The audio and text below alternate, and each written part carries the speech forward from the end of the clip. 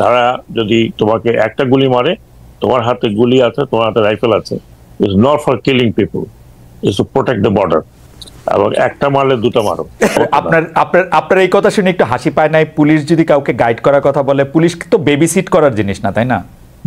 না না, ওখানে একটা আপনাকে একটা বলি, আমার আমার সামান্য যে অভিজ্ঞতা ডাইরেক্টিং দ্য ফোর্সেস, ওদের একটা ক্ষোভ ছিল যে আমাদেরকে কেউ মাঠে, আমাদের সাথে কেউ ছিল না।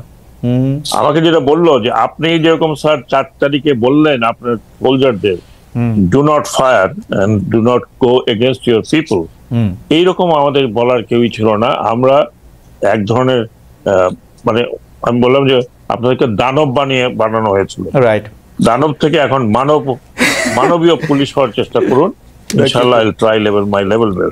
কিন্তু এইটা কিন্তু খুব বড় চ্যালেঞ্জ ছিল। সেকেন্ড চ্যালেঞ্জ ছিল আপনার বিজিবি। আপনি নিশ্চয়ই জানেন আমি বিজিবি কে একটি কথাই বলেছি যে 15 বছর অনেক পিঠ দেখিয়েছো, ফেলানির লাশ ঝুলেছিল, তোমরা ফ্ল্যাগ মিটিং করতে গিয়েছো, নাও ফরগেট ইট, অনেক হয়েছে, এখন পিঠ দেখাবার সময় নাই।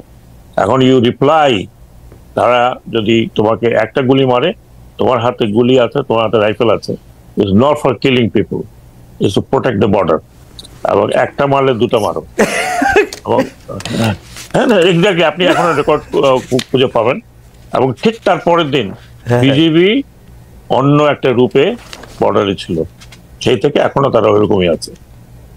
তো এই চ্যালেঞ্জ গুলো ছিল, আরো চ্যালেঞ্জ ছিল, অনেক চ্যালেঞ্জ ছিল, অনেকগুলো তাদের দাবি দেওয়া ছিল। আই সেড ওকে, আস্তে আস্তে ইনশাল্লাহ আমি এগুলো করবো, ইউনিফর্ম বদলাই দিব। আপনার পুলিশ কমিশন ওরা চাইছে ডেফিনেটলি পুলিশ কমিশন হবে।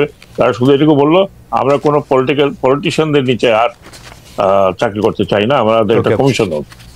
হ্যাঁ, ওনাদের কাছ থেকে আমরা অর্ডার নেব, ওনারা আমাদের লুক আফটার করবে, ওনারা আমাদের বিচার করবে।